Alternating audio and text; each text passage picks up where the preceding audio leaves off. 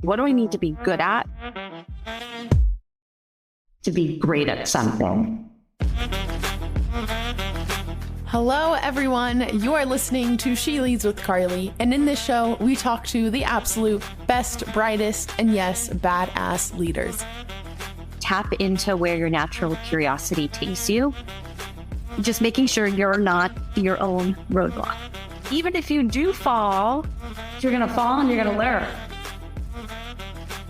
Together, let's build a DNA of what it takes to rise to the top and truly make an impact.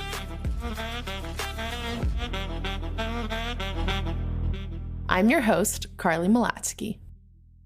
Hello, everyone. I am super excited to welcome our guest today, Maureen Fan. Maureen is the co-founder and CEO of Baobab Studios, a 10-time Emmy-winning interactive animation company that blends cutting-edge technology like AI, metaverse, mixed reality with storytelling. Baobab Studios was named Fast Company's 2018 Most Innovative Company and the industry leader in merging gaming and Hollywood after winning 4 interactive Emmys. With Baobab, Maureen has created projects that have attracted incredible talent, including Oprah, John Legend, Kate Winslet, and Ali Wong. Before founding Baobab, Maureen earned her bachelor's degree from Stanford University in a self-design major that combined arts, computer science, and psychology.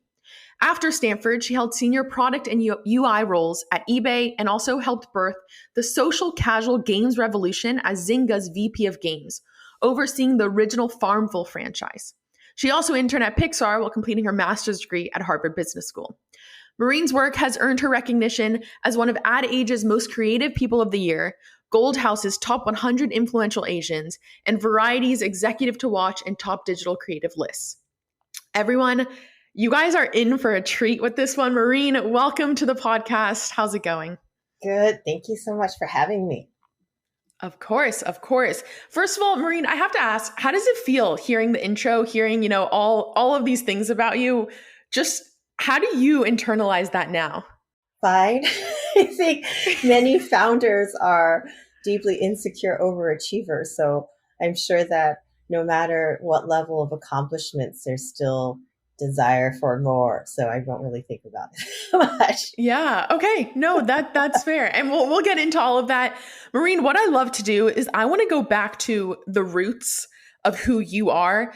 Tell me a little bit about your family, your upbringing. What did your childhood look like? Yeah, well, I'm Asian American. And so I grew up on the East Coast. And it's fascinating because in my town, there are only 2 Asian people, me and one other person in our elementary school. So I didn't realize it back then. There was racism, but when you're young, you don't really know that. That being said, I'm very thankful of the upbringing because it's interesting when I moved out to California for Stanford, suddenly there were so many Asians that it's easy to want to hang out with people who are similar to yourself. It makes sense. It's easier. But by being on the East Coast where I was and being one of the few Asians, it did force me to assimilate. And so when I came out here, I both felt really fulfilled because I was like, oh my gosh, there are other people like me, and felt this deep belonging and community and learned much more about my Asian American identity. But at the same time, had the skill set, I guess you would say, to be able to talk to people who are different from me, which I think is very important, especially when managing, when you don't want to only hire people, for example, like yourself. You want to be able to empathize with all different people and understand their experiences. So I think that upbringing really helped me by overcoming adversity, but also it probably fueled my love of animation because animation was in a way an escape from reality. It was really interesting because at home I felt like I was in Asia, but when I would go out into the rest of the world, I was in America. And the value system is also so different because in Eastern values is so much more about community and sacrificing of the self for the greater good. You need to be humble. You need to never call attention to yourself. If someone compliments me, you're like, no, not me. You're amazing. And then there you respect your elders, all that, versus Western cultures. Look at me. I'm awesome. If anyone has read the book Quiet, you'll understand what I'm talking about. But again, this might just be me justifying my past, but with that difficulty and being able to balance between the two, I think has helped me, again, empathize with different people and then be able to take the benefits of both the East and West upbringing, and to be able to have both of them inside me. And would you say that during your childhood, you would almost kind of squander the Asian part of you as you exited your house? Like inside, it was very, you embraced that, you had to abide by those values, but outside, at school, you were like, okay, yes, I'll try not to be that side of me. Was that true? Was that accurate? No, I was deeply insecure, and I was really raised with those Asian values of not speaking up. So I actually had very low self-esteem because I didn't. Wow. Like people who see me now, who knew me when I was younger, wouldn't believe that I'm the same person, because I don't think it was until probably both eBay and business school, because in business school, half of your grade is class participation. So you have to raise your hand and say something as though you're supremely confident in what you're saying in order to not fail. So I had to learn that thing. But other than that, I'm introverted, shy, don't like to speak up. And then also being at Zynga, gaming is a very male-dominated industry, but also Mark Pincus is not one to shy away. And I learned so much from him. But for him, he doesn't care about hierarchy, and anybody can say whatever, and you get positively reinforced if you say what you think and it's bold. And that's what's required in entrepreneurship. So my boss at the time, Tim Letourneau, who's the chief creative officer at Zynga, always encouraged me to ask, always be asking for more. And every single time I did that, I was positively reinforced by Mark. Wow. And so that led to a self-fulfilling positive loop where I was incentivized to be more myself and be louder and whatnot. So it's because of those two experiences, I would say Zynga and also HBS, that really helped me find my voice and become a monster that I am today. But no, before that I didn't. And then also being an entrepreneur, right? Being an entrepreneur is about calling attention to yourself when you're fundraising, being supremely confident, saying, I have a vision. This is what I stand for. I can do it, which is completely antithetical to everything I learned. And it's amazing. It just shows even the power of having even a champion, like you said, like getting that positive reinforcement after you do speak up, even if it's as most like unnatural to you. And tell me, so your first introduction to gaming, from my understanding, is your mother is a computer scientist. She brought a computer home. Tell me about that process where you first got introduced to gaming, and what did that look like? Yeah, it was funny because none of my female friends wanted to come over and play games with me, but all their little brothers thought I was so cool because I had these gaming assets. So my mom was a computer scientist, and so she brought home the earliest Macs. I was playing the text-based games. And then when the first Nintendo came out, she bought one of those. And so everything from like Duck Hunt to Super Mario, I love that stuff. But I didn't think it was a career. I never thought that was something I could do. I knew I wanted to do film. And it wasn't until I was at Stanford when Stanford had a Stanford University Digital Arts Center, SUDAC, which combined art with computer science. I'm like, oh my gosh, this is real. I can actually do it. I can take classes to do that. And it was specifically Final Fantasy IX. I had played all the games before that. I played Final Fantasy VIII, which I loved, but Final Fantasy IX, loved it because I'm all about story. That I thought, this is what I want to do. I want to be able to do the cinematics in those games. And then it all came together because Stanford allowed you to do that hippie stuff. So I started taking those classes, Greg Niemeyer, who now teaches at Berkeley, and started my path towards that. Looking back now, it seems like it all makes sense, right? You find your passion with animation, with gaming, with film, and then almost the computer science as well comes into it a bit. So you're able to create your own major. However, tell me a little bit how the conflict between passion, doing film as a career, entertainment, staying in that route, versus maybe, a secure technical job that maybe your parents wanted. Did you ever have that internal conflict of how to go about your career? Yes, to this day, actually, because I love creativity. That's why, in general, when you join the entertainment industry, it makes no sense because overall, it's a money losing industry. You do it because you love it. You just are willing to take the pain because you can't imagine doing anything else. And when I designed my major, I remember my parents telling me, you can't do it because you're going to be poor and destitute. You have to be really, really talented as an artist, like top 1% in order to make it. So we don't support that. And it makes complete sense because they're immigrants, right? They came here, couldn't even speak English. Imagine just showing up here and then made it. So the amount of racism they experience. So in their mind, a job is not to fulfill your passion. The point of a job is to put food on the table so that they could afford my generation to be able to pursue our dreams. So it's contradictory because I'm like, okay, now I want to pursue my dreams. So you let me do it. But they're like, no, you can't pursue your dream. But it is scary because there's not a set path where I know if I study harder, get more degrees, that I will be successful. It is completely based off of talent. So for example, if you're trying to be an artist, the person who went to the fanciest art school can have a portfolio, and the person who never went to art school but had great talent can do a portfolio. The one who wins out is the one who has the best portfolio, not based off of where you went to school, credits, anything like that. So it is purely based off of talent. And so that voice in my head always told me, okay, I'm good, but am I the best? And if I'm not the best, I shouldn't go for it. Which is why instead of going to Lucasfilm, where I wanted to after graduating Stanford, I went to eBay as a UI designer. But even nights and weekends, I was still drawing and taking classes at the local community college because I was waiting for the day I could save up enough money from eBay stock options to feel safe. I'm like, okay, I feel safe. I have my safety net so that I can then pursue my real passion. Tell me a little, were there people in your life other than your parents kind of saying, you know, go down the secure route, you need money, versus were there people though, the opposite, saying like championing you and being like, you know what, you can pursue this. You are great at it. Continue down this route. Or was it only like in your mind saying, I'm going to get there?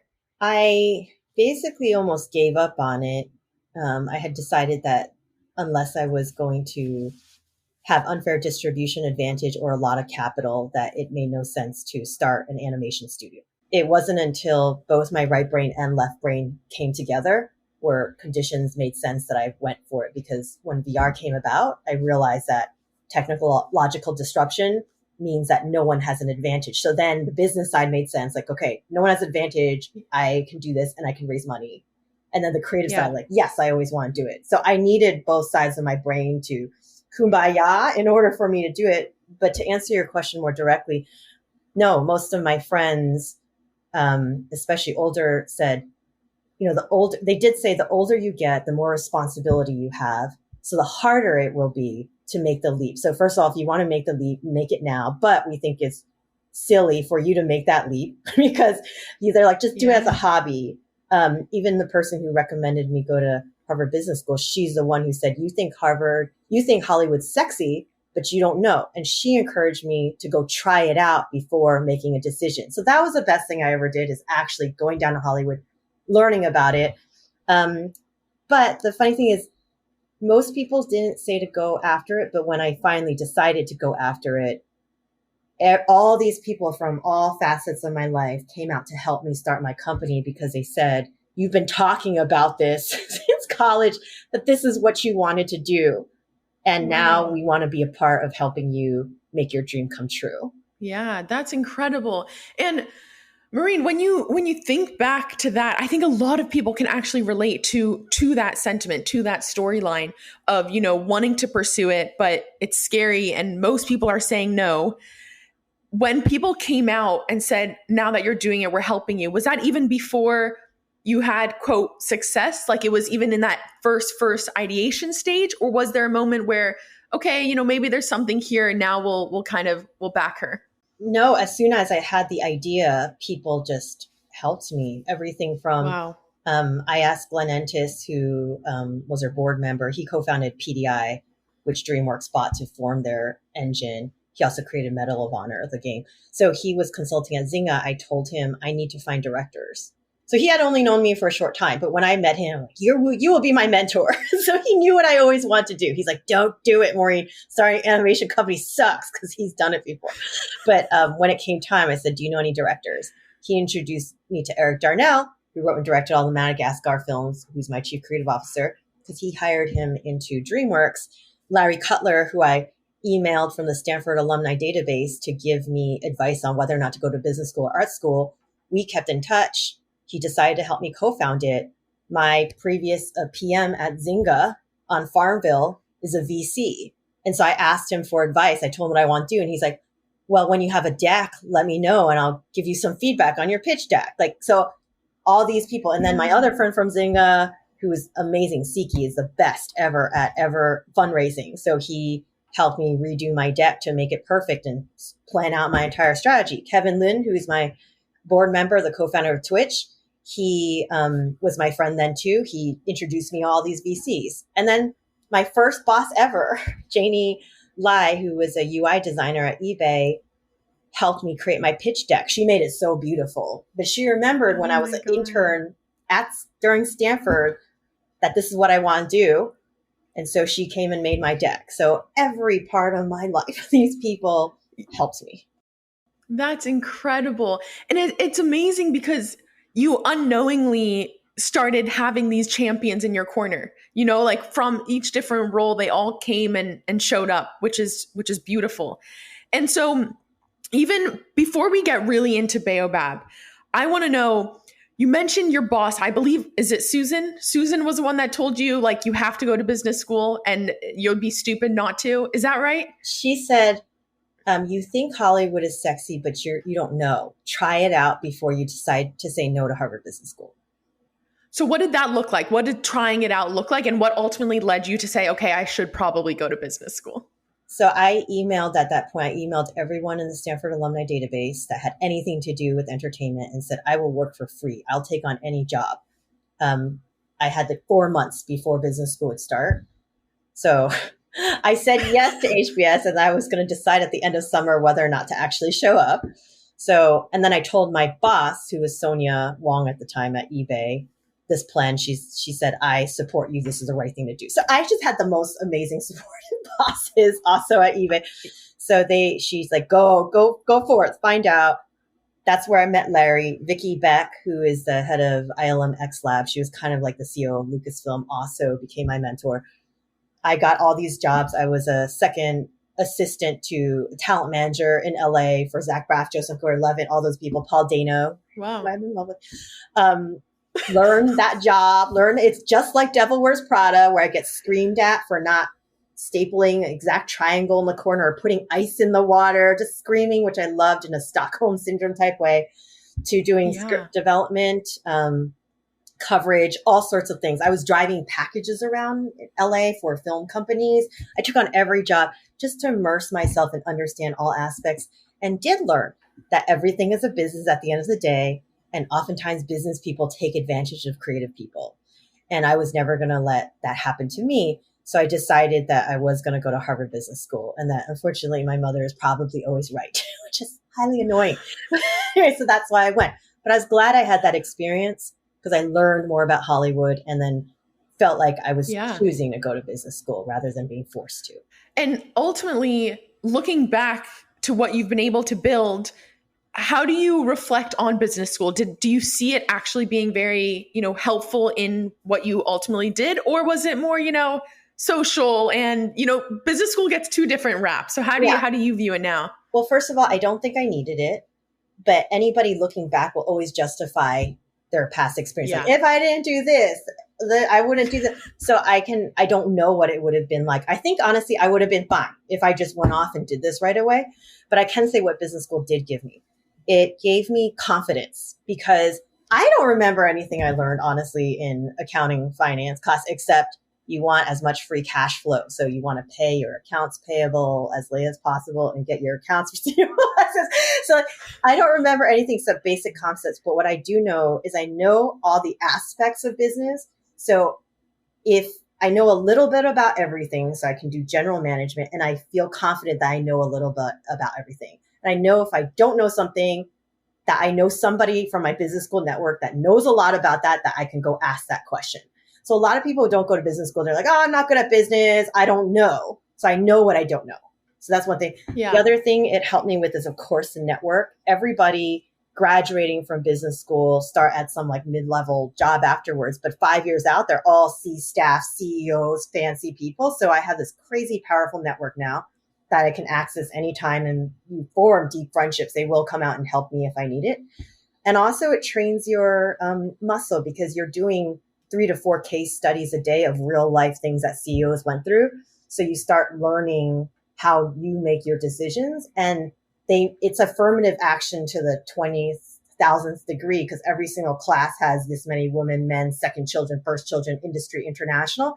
And you see that everybody can answer the question differently and argue persuasively for it. So you learn there's no right answer. The truth is, can you rally the troops towards whatever your vision is? So those things were really valuable to me. And during your time at HBS, you interned at Pixar.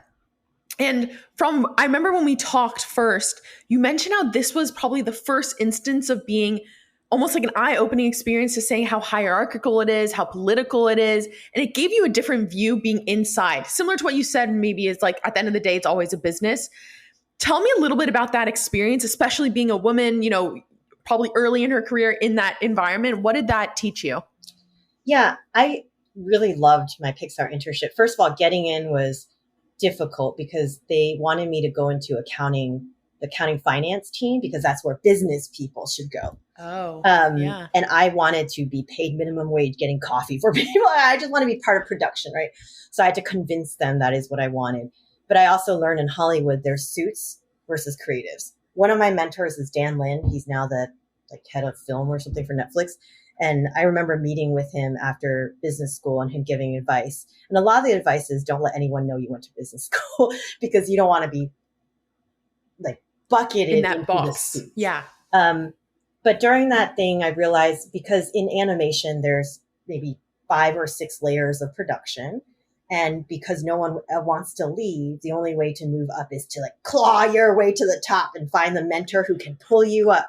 And that means that people are very territorial about the function that they do. So for example, my manager was amazing, Tishana Landre. She allowed me as an intern to take notes in meetings on a laptop. But that caused issues because you can't take notes on laptops until you're a coordinator level. That's 2 levels above where I was at.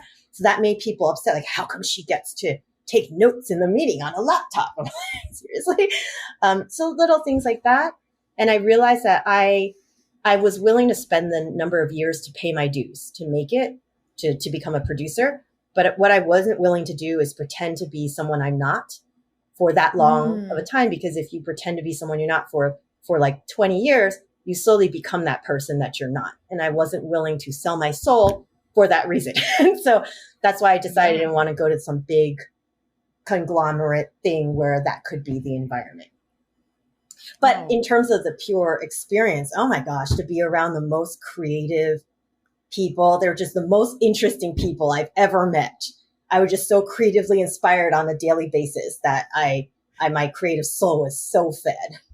And did you come out of that being like, this is it? Like, I still want to be in film. I still want to be a producer. Like, this is the ultimate goal that I'm working towards? Or did that ever shift? It shifted because I knew that that's not what I would want to do at a bigger company like a Pixar, DreamWorks, if the culture is like that. So that's where I decided I wasn't going to go forward with that. So that's why I joined Zynga, because I was like, I want to be part of something new. So unless I can create the culture. Okay. So before Zynga, I want to get your thoughts on this. So when I hear your story up to now, one thing that is so incredible about it is you have this passion and you're willing to do the absolute dirty work to learn. You are optimizing learning, it seemed, more than anything, meaning, working minimum wage and picking up coffee and all of these things. I have to say though, coming from Stanford, at least from my experience, most people come out of Stanford with a sense of entitlement, right? You strayed so far from that. Like, how valuable do you think it is to have that mindset and be almost that scrappiness that we're kind of losing in a sense? Well, I was even warned when I went to Pixar not to be that way. And it's funny because my co-founder, CTO, Larry Cutler, also graduated from Stanford. He would always recommend these Stanford interns within DreamWorks. He was the head of all character tech. He's like a big muckety-muck at DreamWorks. And the recruiter straight up told him, just like they told me, we don't like to take interns from the top school because they think that the work is beneath them. And so Hollywood is about paying your dues. Hollywood is about who is willing, because everyone wants to go to Hollywood because the job is so sexy, but who wants it badly enough? Who's willing to eat the most dirt, show their passion that they're willing to do it? And when you're coming from these fancy schools, like you feel like it's beneath you. And so you're not willing to put in the hours. And the best production assistant is they're not thinking about how do I get to the next level? I just need someone to do the work and be happy doing the work. I don't want to have to think about promoting you within a year because there's no position for you. I don't want that high maintenanceness, right?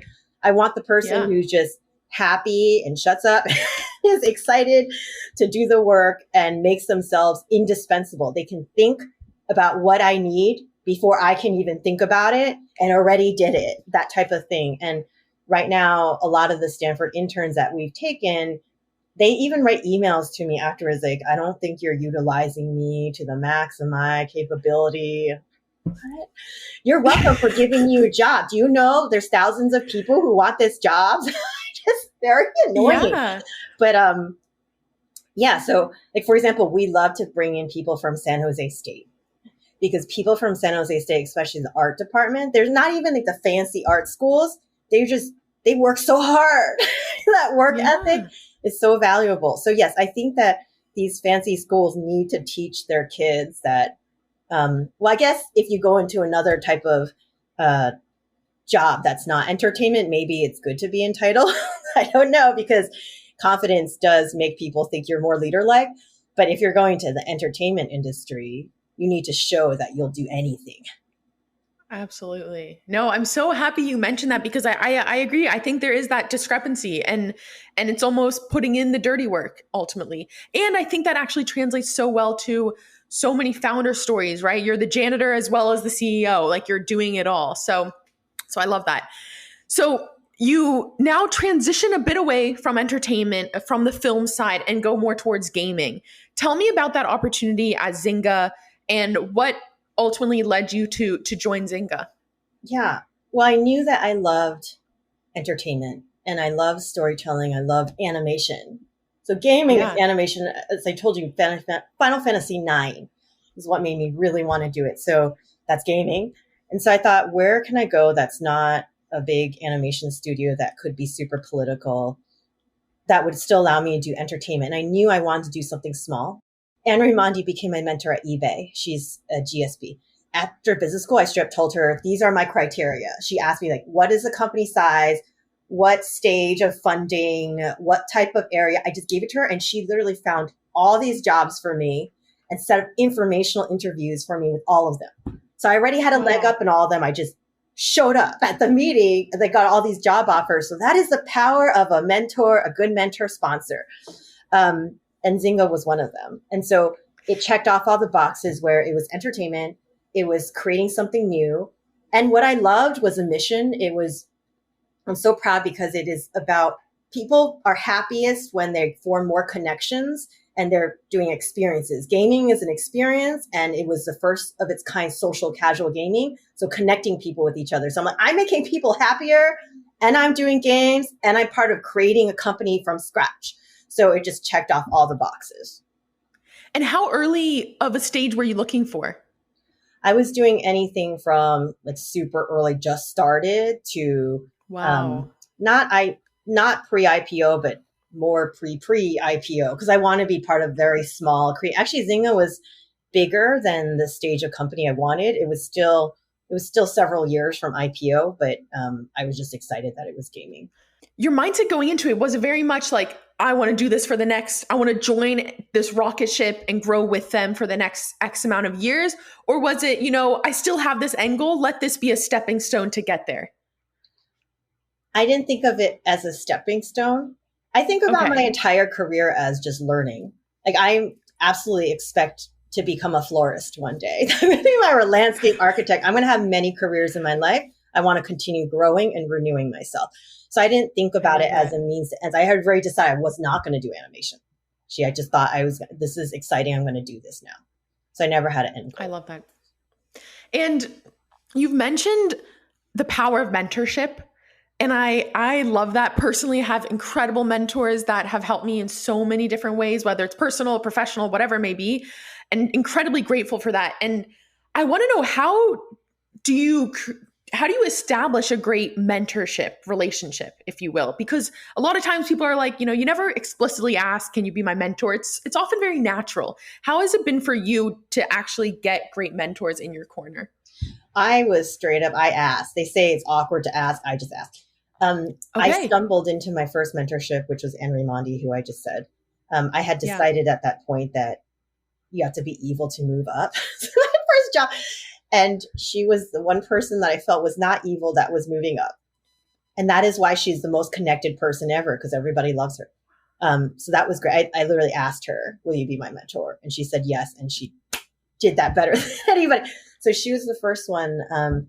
Vicki Beck was the next one when I was emailing people in the alumni database. And after meeting with her, I think twice, I just really admired her. I straight up asked her, will you be my mentor? Oh, and some of these people are just so nice. They didn't know how to say no to me. Back then, I think that's what happened, because this was before the age of all the like women lean in, go get mentors thing. So I was just doing this because my first boss, Kelly Braun, who will always be my first mentor, told me to go get mentors. I'm like, okay.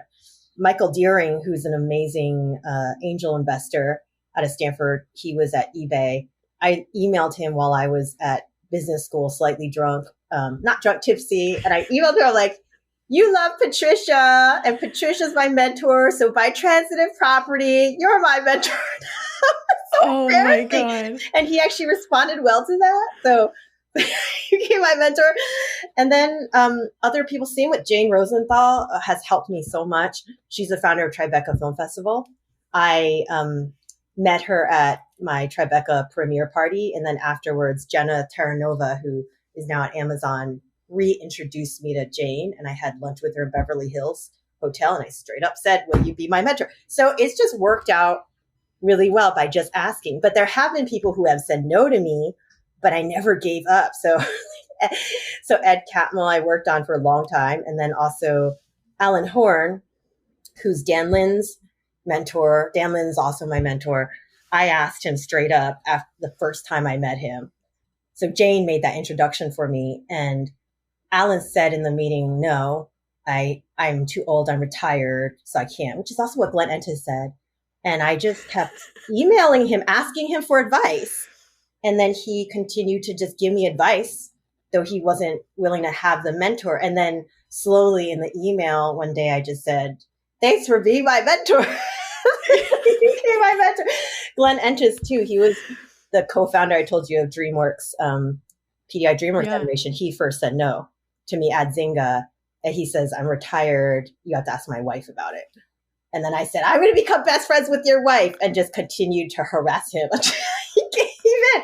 So it all worked out. I love it. I think if anything, a really great lesson from that, just like going through all those stories, the emails you sent, everything, is the level of persistence, which is incredibly admirable. And I've actually talked about this a lot on the podcast, which is like, no is never the final answer in a sense. And then two, it seems like you made it very personal. Like you broke down a lot of walls and didn't make it this, high level, professional companionship relationship, but more so like, look, I love your wife. And because of that, we both, we're meant to be mentee mentors. So I love that approach. And I think that's really valuable to know. And so, Maureen, at Zynga, you ultimately tell me about that process of saying, okay, now it's time to move on, and ultimately found Baobab Studios. What did that process look like of you having the confidence to take the leap? So like all things, I had a side hustle. So just kind of like doing the Hollywood thing to try things out before going in. So while I was still at Zynga, there was a VC firm that was investing a lot in VR. And so they asked me if I would be an advisor for their fund and some of their companies. And so in doing that, a lot of their companies wanted to do gaming VR. So in helping all those companies, I started just helping a lot and learning more. And then I thought, maybe this is something I want to do. So one of them, Akrima El Hassan, who's the best founder ever, he was the CEO of Kite and Lightning. I just felt very bonded to him. I said, can I do some stuff for you to help you out for free? And so free always works, especially for a startup. So I learned even more and then decided, hey, this is something I might want to do. VR is the technological disruption that made sense on the business side. And then I could do animation. But the first time I loved VR is Nick Torneau, who's now basically the CTO of Roblox. He was the CTO at Zynga. He gave me a VR headset. It's like, hey, because I was in charge of the new IP division at Zynga after Farmville. So he's like, do you want to put some stuff in VR? I put it on. I was like, oh my gosh, this is the future. The reason why I love animation is you feel it's real and you could touch it, the world. And it actually made it real and I could touch it. So I was inspired by that. And so I had made all the connections, right, in the VR by being advisors of everybody. I was connecting everybody, expanding my network, learned about it by doing work, and then started gathering people, right? Started telling my friends this may be what I want to do. And then all the friends came out and be like, I'll help you do it, which gave me the confidence I could actually make it happen. And then I talked to Don Matrick, who was the CEO, and it was very difficult because Don was really a strong advocate for me within Zynga. And also leaving Zynga is leaving Mark Pincus. And that was really hard because I really feel like I helped build Zynga. Whenever anyone did anything bad to Zynga, I'm like, you're fucking up my company. Sorry, I curse. But they say that people who curse are usually more leader-like. At high level, there's actually a study for that. But because it was so. But you felt that personal loyalty to Zynga. It seemed like I did because I felt so much pride in PM's ruled Zynga. I started as a PM. Like every feature, everything that was created, I created and made happen with these other group of PMs. So I felt like we were responsible for the growth of the company. So it's really hard to leave. But do you think? By the way, do you think a lot of that? Because having that loyalty is actually a very powerful skill from leadership, right? Like, is that something Mark Pincus enabled? And like, what did you learn from that from a leadership perspective? Yes. And he didn't command the loyalty by asking for it. It's just, he's so visionary. Like a lot of people say he's crazy and whatnot, but that crazy, there's a pureness about him that he's like, I will do anything it takes to fulfill this mission. He's single-minded. I believed in that mission. And I wanted to help him achieve that mission. And I wanted to achieve that mission. And then he empowered me and all the people to actually make that happen. He wasn't like sitting there micromanaging me, right? I had, as owning my P&Ls, it's like, I am a startup company. He's my VC. He gave me money and then I could do whatever the hell I wanted with that. I was running my own business, which is a perfect training ground for entrepreneur. But I wanted to please my VC. I wanted to please him. And then when my game, like let's say Farmville 2 did really well, I was positively reinforced. I got the most bonuses to give to my team. So I can positively reinforce my team. My team would be lauded in front of everybody else as the hero. So all these little practices that he did really made you feel like a superstar. And that was all, like I had complete ownership to do that. So it's both great training, but also I didn't realize what I was capable of. It is Zynga and Mark who helped me realize, because I was tired. I was crying in my first few days. I was eating Krispy Kremes, McDonald's, everything, and sleeping 4 hours a night when I started, because I need to see the metrics move up. That was in a way traumatic, but I was able to move the numbers up, and I didn't realize that I was capable of that. And so I thank Mark for helping me see that. Like, how did that translate over to building a team and a culture at Baobab? Like, what was the hard parts about now being your own founder versus like things that probably came most naturally to you? I wasn't nervous or worried about building teams because at Zynga, you built your team from scratch. You had to recruit people into your team, build up the culture. And each phase of the game is like from beginning ideation to then, pre-production to production, and constantly asking your VC, Mark, because for more money after you did past certain milestones. So I wasn't nervous about that. And also my teams at Zynga were always the most happy, highest retained. We got the most bonuses, most diverse, most kumbaya, but also highest performing. So that was my strength. It was being able to create right brain, left brain teams that worked well together. So I was already supremely confident in my ability to do that. Yeah. The parts that I was more insecure about was I never had done fundraising before, right? I wasn't the person who had to do the business development and go out and pound my chest and act like I'm a big deal to cut these deals and things like that. So that was more the thing that I was more insecure about. But I just did what I always do, which is ask people around me to teach me and help me. And that's how I dealt with it. And did you get, I imagine, like most fundraising journeys, you get a lot of rejection, you get a lot of no's. How did that internalize for you mentally? Was that tough to go through? Sucks. Yeah. It's funny because you go out and you have to pretend you're supremely confident, but then you go home and cry to yourself under the blankets. I suck, right? And you have to go back out like, I'm supremely confident. But something that helped is I had this unrealistic expectations because I was a big deal at Zynga. So I was like so confident and I skipped the seed round. I was like, why would I do 2 rounds, a seed and an A? I'm just going to go straight to the A because I'm so amazing. Just going to go straight to the A. And then I had this notion that you could go like, okay, I'm going to do, I was going to close this in a month. I was going to go do my first round of VC pitches, the practice ones in the first week, then hit up the ones I wanted the most in the second week, have the ones I really wanted the third week partner meetings, and then done. I was like 1 month done. And I didn't realize it actually takes long. So we actually did it in 2 months, which was really good. But I thought I was failing at 1 month in. I was like, how come I haven't already finished? Because I was supremely confident. But that supreme confidence really helps at the same time. But I was inside, I was like, why am I not done yet? I'm doing something wrong. And it was really about talking to my friends who had done it before. So Siki, Kevin Lin, they coached me literally after every single VC meeting. I call them, cry like, oh, I don't think I see what do I do? And they coached me through every single step. Even like when an assistant to a VC would say, set up a meeting for me to the VC like a month later. I knew what to write. I was like, oh, things are progressing faster than I had expected.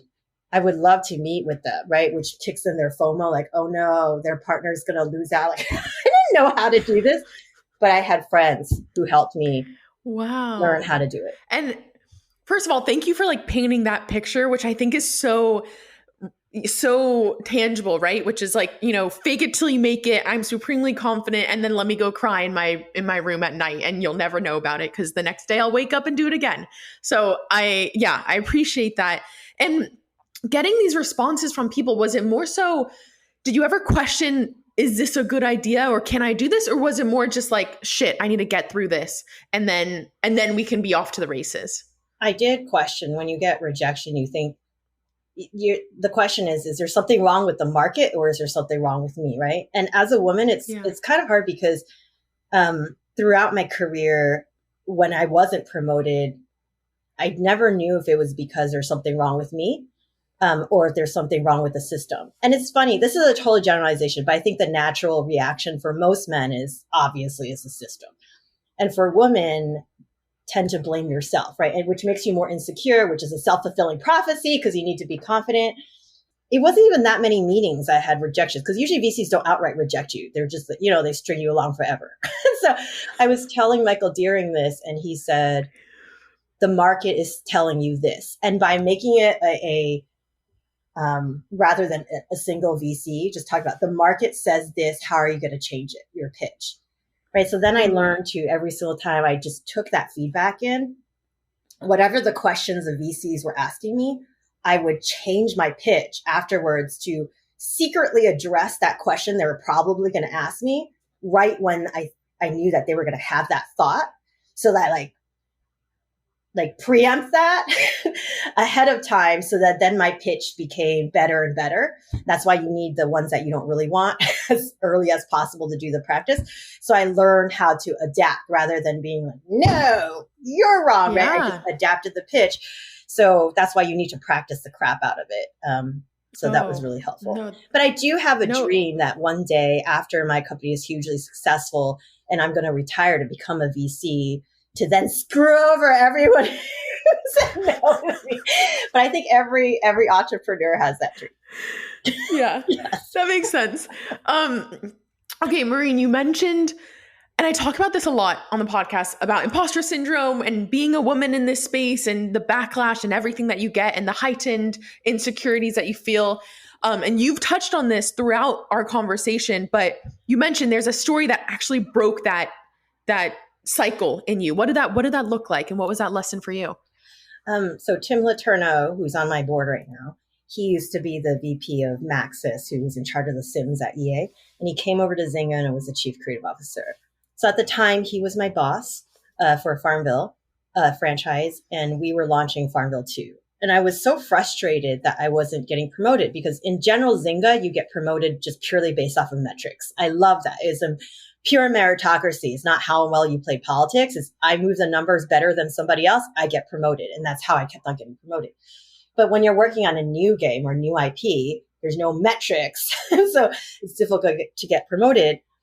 And I wasn't getting promoted. I was frustrated. Like, I'm outperforming my peers. I should be promoted. One day, I emailed my professor, business school professor, Felix Oberholzegi. I said, email me all the articles on women and leadership. He sent them to me. I printed them out. I highlighted all the sections that related to me. I gave it to my boss, which shows you how much I trusted him. What a close relationship I had with him, and what a great response for him to take it. So he read it, and then he actually said to me, I realized that I was holding you back because as a man, I feel protective of you. And Farmville is a crown jewel of Zynga. And I want to wait until you're 2 levels above where you need to be for me to promote you, because then no one could come attack you, because I feel protective of you. But if you were a man, I would have just promoted you to swim with the sharks and let you see how you do. And he realized that's not fair and fixed it. That taught me multiple things. That taught me that it's not like men are trying to keep women down. It's just an unconscious bias. Like, it's not like he wanted to keep me down. He felt protective as a man over women. He meant the best for me. And that if I want to make change, right, it's about educating. And it's not about educating women. It's about educating those in power, men, to realize it and give them a chance to make changes. So he fixed that. He's also the person who helped me, like, after Farmville 2 launched, it was a huge success. He said, Maureen, I want you to send an email to Mark Pickus asking for even more. And I said, why would I do that? I'm just so thankful that everything's going well. Why do I want to rock the boat? So just do it. So I sent Mark this email. I want X more resources, whatever. With that, I think I could get you even more money and whatever. And like I said before, complete positive reinforcement, because what this message sent to Mark was, she's not even happy with being awesome. She is so ambitious. She wants to do even more for Zynga. That's a type of leader I want. Yes, right? And so that caused the self-fulfilling prophecy. And that was all because of Tim. And that's why he's my board member and my ultimate mentor, because of all these things he taught me.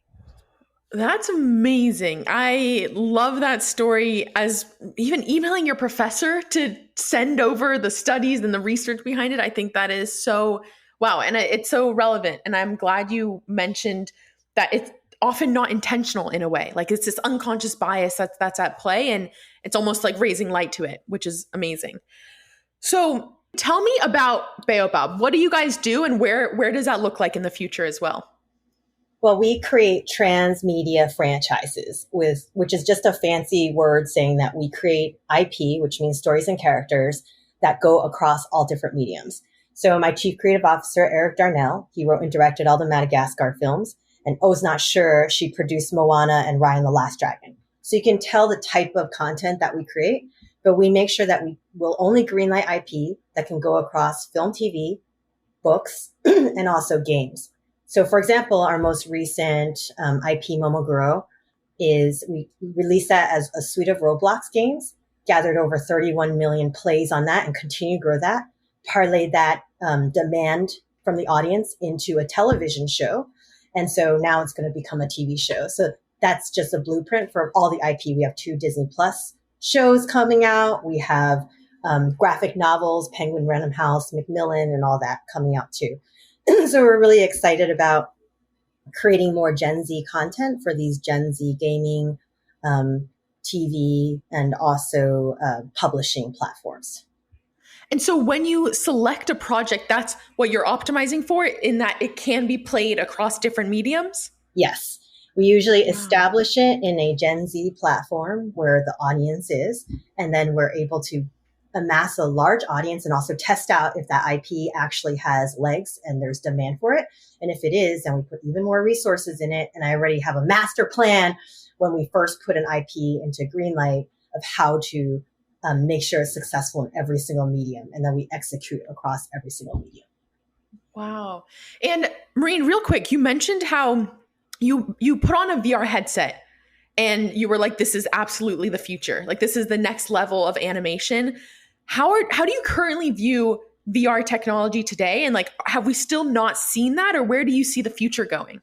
I still think it's going to take a really long time. And that's how I found my VCs. Instead of going out and saying, VR is here, I said, VR is going to take a really long time. I said, my goal is not to become a VR studio. My goal is to become the next Disney. And I'm going to do that by using VR and technical disruption to create a brand name for myself, take that IP that I created in these new technology platforms and expand them into other mediums, which is the phase I'm in right now. So I established a lot of IP I created in VR, and now I'm taking them and putting them in all the other mediums.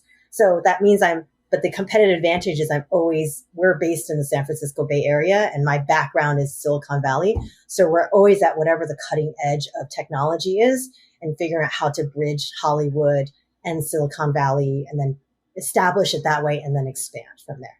What have you learned most about yourself during this crazy journey of founding? It's easier to be high up at a big company than it is to be a CEO of a smaller company, because of the amount, like there's this interesting about self-confidence. There's this interesting paradox of self-fulfillment versus external validation, right? So at Zynga, being VP of games, really high up, the amount of respect you get from the industry, the amount of money, the power, the respect, the incoming, recruiting, all that stuff feels really good. And as somebody who likes to achieve and being an insecure overachiever, that achievement fills my soul with happiness, which is bad. It's very bad because it's not good to derive your self-worth based off of achievements. But any founder will tell you that this is deeply unhealthy and probably causes most mental health issues with founders, is you can't separate your identity from the startup. Like if the startup fails, I'm a failure. And that's just deeply unhealthy. And at a startup, you have less of that positive reinforcement. And so you need to give that to yourself and really, I'm doing this for the right reason, and give yourself ego, give yourself self-esteem, because you're not getting it as much from outside. And I learned how important that was. And the way I go about getting it is partly from coaching, but also surrounding myself with fellow entrepreneurs. Oftentimes as a founder, you always have to present yourself as supremely confident. I'm always winning. Everything's great. Meanwhile, you're still going home and crying at night. And so the only other people who can understand you are other founders, because they're doing the same thing. So creating a network of founders that you can actually be vulnerable with, that you could tell your woes to. They're like, yeah, I had to deal with that too. Or even, wow, that sucks. I feel better because your thing sucks so bad. Even something like that is so helpful to have community and to prop each other up. Okay. One other thing I think I should mention that I learned that's super important. Feeding yourself, because you are the light bulb. You are the energy source of your company, especially if you're the CEO. So if you are just sacrificing all the time and you're not feeding yourself, then there's less energy and light that you can give others. And so you can't be inspiring if you're not inspired. But the hard thing is, talking to so many founders, oftentimes you are feeling that way. You're feeling crappy, yet you have to get up and still inspire. So that's really hard. So you have to figure out a way to rally the resources, but how important that is to take care of your own mental health, and also the type of stuff you have to deal with as, the CEO, like HR stuff and things that I hate dealing with, figuring out how to do that and have other people to support you, because you can start doing all those things you dislike and then losing the reason why you started it in the first place. I did this because I love creative people. And even though I'm not talented enough to be that artist that I always want to be, I did this partially so I can be around those people. But so much of my job is doing the business stuff, which is not as exciting to me. I'm good at it, but it's not what I love, that I started getting away from the thing that I did love. Right. And so then it becomes a job and a chore. So I need to make sure that I'm filling my creative soul, that I have enough time with the creatives to keep me excited and inspired, or even have outlets outside. Like I take voice lessons to keep myself happy so that I can still be that energy source for them. Oh, I love that. And I think it is so important. I was even going to ask you, which I think you touched on it, but what does feeding yourself look like? Is it being around the creatives, or is it even like, do you meditate? Is that something that you've practiced, or like, how do you kind of maintain that mental wellness, if you will? I used to meditate, and ever since becoming an entrepreneur, I'm unable to do it effectively. So I can't do that well. What I do is I do a lot of walking one-on-ones, because it's proven to lower anxiety when you activate both legs, both sides of your brain. Keeping healthy is very important to me. I have breaks set aside to walk, to eat healthily, to exercise. Exercise, very important if you're an entrepreneur. And also what I said, creatively, making sure that I'm inserted into the creative process so that I am fed to doing that voice lessons. One thing that's very difficult, let's say I wanted to be a visual artist. That's what I always want to do. I want to do the concept, the color scripts for animated films. What's hard about that is it's like wanting to be a musician and going to work every day with Paul Simon and Jimmy Page. You can be demotivated. Like, I will never achieve that. Why do I even try? But actually me telling my chief creative officer, or Darnell, who wrote and directed all the Madagascar films, that is what I love. He actually, because he's my co-founder, tries to bring me in because he knows that feeds my soul. Wow. So that telling people what makes you happy, even inside your company, helps. And Maureen, last question, before we get to more, fun questions, if you will, or the ones that I always ask at the end, I want to know, there's something about you that is able to attract these incredibly gifted and talented people that are experts in their field. That is very apparent, even just talking to you. And I said it in the intro, with whether it's the project that Baobab Studios have done. What do you attribute that to? How are you able to attract that? Well, it's my favorite thing in the world is to be around amazing people. So I think maybe they can feel how excited I am to even meet them, how inspired I am by them. Even if I didn't do my company, that's what I would want to do. I'm so inspired. So I think it's genuine and authentic that they feel that. I love it.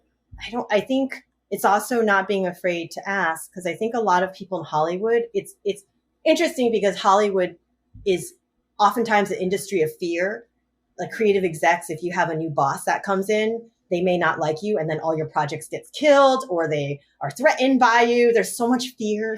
And I put insecure people to dramatic insecure people. So it makes for a very interesting environment. But there was like, how did you get Sharon Redstone or Peter Chernin or these people that level? It's just because I just gotta ask, because that's the Silicon Valley entrepreneurial way. So I didn't hesitate to ask, but of course you need to show that they don't want to attach themselves to someone they think is going to fail. So you need to show that you are competent and you're going places and they buy your mission and all that. Yeah. I'm guessing it's just showing all the excitement I have for the vision, and then actually showing them a compelling business model. And also, good people begets good people. The fact that I have some of these other people attached to me, they're like, oh, all these people can't be wrong. Right. So I feel safe because all these other people I trust are also helping her. Absolutely. So that always helps. I love it. And I think, and you touched on this, but it's taking away also the transactional element to it. Like, I don't think it's ever been a transaction, but more like this genuine passion and authenticity to it. So I can see that. Okay. I have two questions for you. One is, you mentioned in our intro chat that you saw Titanic 13 times. And and I want to know, what is your favorite film you've ever seen that people need to see? And is it Titanic? Paddington 2. It is the best movie. So the mission of my company is to inspire the world to dream by bringing out your sense of wonder. That is what I think animation does. You know, when you watch animation, you feel like your 5-year-old sense of self when you thought anything is possible. And that's what animation does, because animation isn't constrained by reality. You're in some fantastical world and you believe it's totally real. So that's why I love animation, because it makes me feel invincible. But Paddington 2 fulfills that director. Paul King is a genius.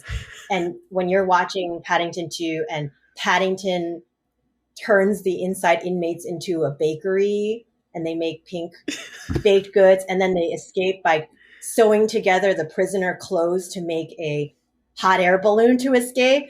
Who would think of that, right? So that's the magical realism, the sense of wonder that you have as a kid. Like, yeah, that could be possible. And the wonder that Paddington stands for, I just am so filled with love and hope. Watch that movie. So everyone should watch that, because it will renew your faith in humanity. Wow. That's all I need. That's the best selling point that I've ever heard. Okay, I have one more question, which is, what is a craft that you're spending your lifetime honing? I'm working on self-esteem. So that's what I personally am working on. So I don't know if it's a craft. Yeah. But I'm working on being able to derive my esteem and confidence and identity based off of just it feeling like I have inherent worth, rather than from wanting to fill that hole with achievements. Wow. So that is what I am. That is what I am forever working on. I appreciate that. I think many can understand and relate to that. And it's just incredible to hear, given everything that you've accomplished, right? Like, again, that's the fault. Wait, Carly, I have a better one. Okay. I have a better one. I want to see. I don't want that one, because that's probably negative. It's not. That wasn't. Okay. Go ahead. I am working on, I believe in working even more on your strengths rather than filling in your weaknesses, because you're always going to be better at making your strength even more strengthy. Yeah. And my strength is being able to merge right brain and left brain. So I am both. I've always been attracted to the creativity, but I have the practicalness to make that happen. So everything I do, from every single position, from like designing my major to eBay being UI designer to Zynga to Baobab, is always combining creativity with the business side. And so I want to be even better at being able to navigate those two, so that I can create amazing artistic experiences that feed your soul, yet are also wildly commercially successful. Yeah. Oh. All right. I love it. That's incredible. Maureen, it has been such a pleasure having you on the podcast. Thank you so much for sharing your incredible stories, the lessons, everything in between. I appreciate it. Thank you.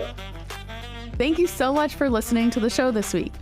If you enjoyed, please spread the word. Tell someone about She Leads, or post about it on social media and tag us. If you want to contact us, feel free to send over a message through the She Leads Instagram page at sheleads.show. If you want to follow us on Twitter, our account is @SheLeadsShow, and mine is @Carly Malatsky.